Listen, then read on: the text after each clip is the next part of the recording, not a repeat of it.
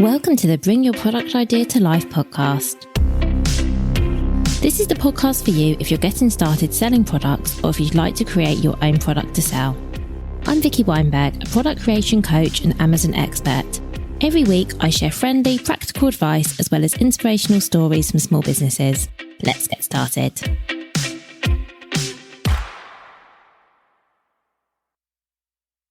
Hello and welcome to this episode of Bring Your Product Idea to Life. So, have you ever wondered how Amazon decides which products get to page one of the search results? Because as we all know, as customers as well as sellers of Amazon, unless you're on page one, you really don't have that much of a chance of your product being found because let's face it, most of us, myself included, don't really go beyond page one when we're searching on Amazon. The good news is this is not a mystery. It's a bit of a mystery, but not a complete mystery. Amazon has an algorithm, which we're going to talk about in this episode. And what we do know about it will really help you because once you understand what Amazon wants, the factors that, can get you onto page one, then you'll be able to work with it and help to improve your visibility. So that's what we're going to be covering in this episode. So Amazon's algorithm it used to be called A9, now it's called A10, allegedly. As I say, this is all quite secretive, so I'm going to share with you today the things that we do know in really simple terms and then the things that we can do to help it. But the one thing that we do know about the Amazon algorithm for sure is its main goal is to show the customer the most relevant product for whatever it is they've searched for. Because we have to remember that Amazon is a marketplace and customers are there to shop. And Amazon makes money for every sale made on the platform. So it's within their interest to show the customer that they think best matches their search, hoping this will increase likelihood of a sale. So it's all about relevance and performance because for every sale that you make or one of your competitors makes, Amazon makes money. So it's within their interest to show the customers the product they think they are most likely to buy, unless, of course, you are paying for ads. I should add that as a little disclaimer. If you pay for ads, of course, that also increases your chance of appearing on page one. But we're not talking about advertising in this episode. We're going to talk about your organic search ranking and some of the things you can do to help that, which, by the way, ads can help with as well. But let's talk organic for today. So the key factors in Amazon's algorithm, whether it's called A9 or A10 or whatever it's called right now, the main factors are relevancy, performance, and customer experience. So let's talk about relevancy first. So relevancy is talking about having a well-optimized product listing that reflects the product that you're selling. So as you all know, every listing that you list has to have a product title, it has to have key features, a description, and search terms that are well written and optimized for SEO. And this is really important. So well optimized is important. So having all the relevant keywords in there. But the keyword here is relevancy.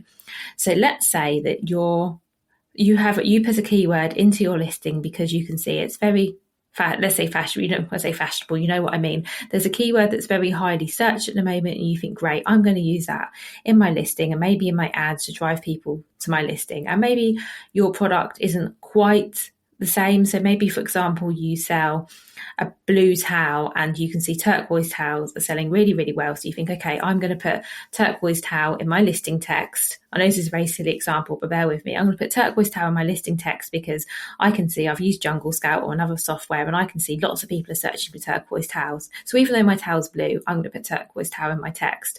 The problem is if you do this and you start to show up for turquoise towel, but your product isn't a turquoise towel, it's a blue towel, one of two things will happen. Either customers won't buy your product, so it will show up, but they won't click through, or maybe they will click through, but they won't buy. That's one thing that can happen. And what that tells Amazon is actually this product isn't a turquoise towel, it's not relevant to turquoise towel, so you're going to start appearing lower and lower in the search results for that search term. The other thing that might happen is people might buy your product mistakenly thinking it's a turquoise towel and then return it.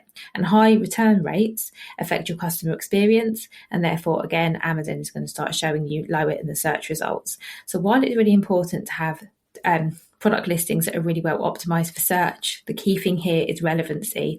The products and the keywords and phrases you choose to use in your listing need to be really relevant to the product that you're actually selling.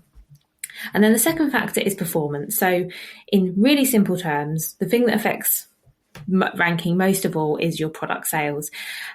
However, I appreciate that the problem is here that unless you've already made sales, you won't be appearing on page 1 or maybe even page 2, 3, 4, because those spots on page 1 are going to be the products already making Amazon a bit of money. So to rank for performance, unless you've been on Amazon a while and you've made consistent sales and you've got good feedback, is going to be really, really hard. So I do want to acknowledge that one now before I talk about it.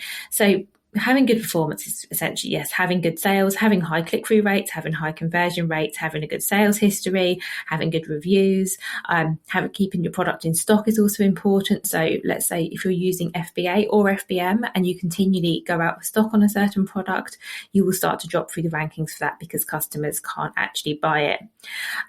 So you need to work hard on all of these things. And as I say, to rank for performance for a new product is really hard, and a reason that a lot of sellers do use ads initially, because you're not going to be ranking organically based on any performance factors if you haven't made a single sale. And this is the reason why brands will sometimes say to me, I can't even find my own listing on Amazon when I search for it. And it's because you're not ranking anywhere, because your listing could be really relevant, let's say, if you're a new seller.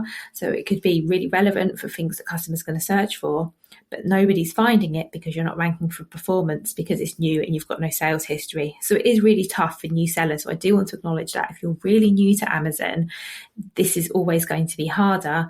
It's a lot easier when you've been on there for a while and you're starting to rank for performance. So once you've had sales, because then Amazon can see that your listing is performing, it can see that customers like it. It can also see it's relevant because customers are typing something in the search bar to find your listing. They're finding it and then they're buying it. So it is a lot easier when you've been going for a while. However, if you are new to Amazon, we are going to be talking about some of the things you can do to help that. And then the final thing is, as I say, the customer experience. So your price needs to make sense, the delivery speed. I'm told, or I've heard that using FBA helps with your ranking. Amazon haven't confirmed this, so I cannot say that it's true. As for most of this, Amazon do keep their algorithm quite secretive. These are just some of the things we can glean about it. Returns rate will definitely impact your ranking. That one I think we can say pretty safely to be true. So if you have a product with a really high number of returns, obviously that tells Amazon that it's not as relevant, coming back to that factor, and that they might start to decrease your ranking based on that. And customer feedback as well. So a product with excellent reviews is always going to outrank a product with negative reviews. So those things are all really important. So let's talk about some of the things you can do to improve. So if you are just starting on Amazon, or if you've been there for a while, one of the key things you can do is to make sure your listings are complete, to make sure they're accurate and they are full of relevant keywords and phrases. I would also suggest using really high quality images and great product copy, because that will help with conversions, and also make sure that you're keeping products in stock, because as I mentioned earlier, running out of stock will affect your rankings. I would do everything you can to get reviews. If you are doing your own fulfillment, especially, I would make sure that you are dispatching all of your orders on time, that you're sending them via a trackable measure, so that all of those things are in place and you're performing really well there. If you're using FBA, keep an eye out on the customer performance. If Amazon are delivering stock late or they're delivering it damaged, make sure you get that feedback sort of struck from the record, as it were, because that's also really important. That will also affect your ranking if you have any negative feedback. And if you're new to Amazon, the best thing I can advise you to do is to focus on getting reviews and sales, however you do that. So reviews, you can use Vine. I've got a whole episode on getting Amazon reviews. You can go through in more detail. You can use Vine. You can use your email list, social media.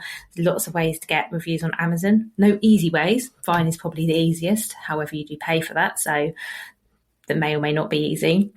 But getting reviews is really, really important, and getting sales. And again, whether that's via ads, friends and family, driving your email list to Amazon, doing whatever you can to get those sales really helps, because once you start getting sales, your ranking automatically increases. When you're at 0 sales, your ranking's very low. Every sale you get is going to push you higher up the rankings. So that's really, really important. I'm just going to talk about a few myths I've heard about the algorithm that I believe to be myths anyway, just debunk those for you before we finish. First one is that it's not all about keywords. Yes, keywords are important. Yes, keywords help, but you can have a beautiful keyword-rich product listing. But if your product gets a high number of returns, or if nobody buys it, or if you have terrible images, like all these things matter as well. So ranking highly isn't just about having a listing that's full of keywords. Also, let's talk a bit about ads. So ads can help with the getting sales, but they don't guarantee your organic rankings. You're not automatically going to start ranking organically for a keyword because you're driving traffic there via ads. In time, if you're using a certain keyword in your ads and customers are clicking on the ads and then they're going on to buy your products, and that you're telling Amazon actually you are relevant for that keyword, and that will affect your organic rankings, but it's not going to happen overnight, but it can and will over time. And the third thing is that the algorithm isn't static. It's going to change, and it's quite secretive. So everything I've explained now isn't official. This hasn't come from Amazon. It's what we can just glean from what we know about how it works. But I would say there's nothing in it. None of the advice I've given you here isn't great advice anyway for anywhere that you're selling your products. So I think it is all still really relevant. In terms of what you can actually go away and do, I would say focus on conversion first, because as I've said, Amazon promotes what sells. So getting traffic to your listing is one thing, and it's a really good thing. However, however you're going to drive traffic, whether it's organically, whether it's via ads, you want to have a list that performs well for you first. So something you can go away and do is have a look at your performance metrics and have a look at your conversion rates and see how well your products convert. And if you've got some products or any products with a low conversion rate, you might want to look at what you can do to improve that. So whether that's looking at the text, the images, answering more customer questions, whatever it is. But I think that's the key thing that I would focus on, because the more sales your product make, the higher you're going to rank for performance and relevance. And of course, you'll be making Amazon money, which they love, and they'll be more likely to show your product to more people. So if you would like any help in reviewing or improving your listings, please do get in touch. Next week's episode is going to be me answering the questions I've been asked the most in this past year. So that would be a great one to listen to. And that episode is actually going to be on Friday. So as of January, well, actually as of January, but also as of next week, I'm going to be moving to one episode a week. So it's still going to be a mix of these sort of episodes, so just me and the usual guest that I have on a Friday, but we're going to be alternating a little bit and just moving to Friday only episodes for now, because let's face it, you probably have listened to a lot of podcasts and it's a lot to keep up with, and I record a lot of podcasts and it's a lot to keep up with, and I think moving to the one Friday episode will be a really nice structure going forward. So yes, there will be an Amazon episode next week, but it will be on Friday, and then from January you'll be hearing just from me every couple of Fridays, interspersed with our amazing guests. So thank you so much for listening to this episode. Thank you so much for getting all the way to the end. If you have any questions, you know where I am, Vicky@VickyWeinberg.com, and I will see you next Friday for my next episode.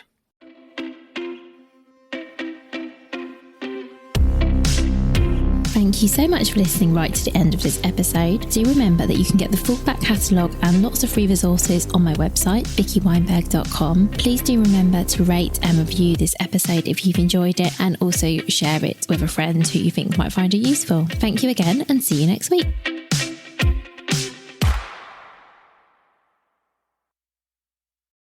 Hi, this is just a little note to say if you've enjoyed this episode, or indeed any of the episodes, and you would like to, I don't know, buy me a coffee or something, you can actually now leave tips. So there's a link to how to do this in the show note. Of course, do not feel obliged to do this.